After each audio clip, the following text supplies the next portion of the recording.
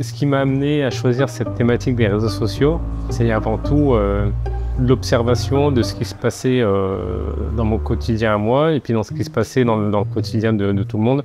C'est un nouveau monde en fait, c'est un nouveau monde virtuel. Et du coup, la danse, c'est un moyen d'exprimer, de raconter, de partager des choses.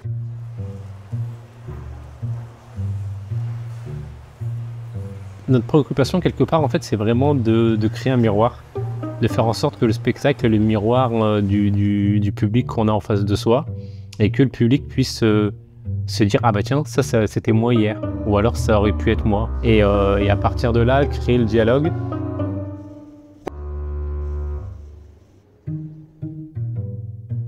On ne cherche pas à donner des leçons de morale, parce qu'en fait, on est tous concernés par cette thématique-là.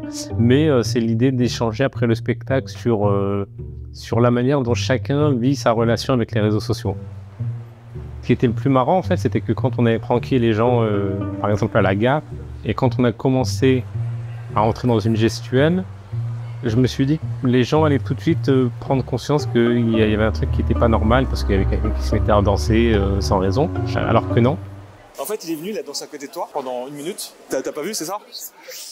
J'ai appelé ce spectacle robotisé parce qu'en fait, tout simplement, je trouve qu'on devient robotisé. Il suffit d'aller dans les métros, dans les gares. En fait, j'ai l'impression que les gens regardent même plus là où ils vont. La société change très très vite par le biais des technologies. Et c'est notre préoccupation dans le spectacle.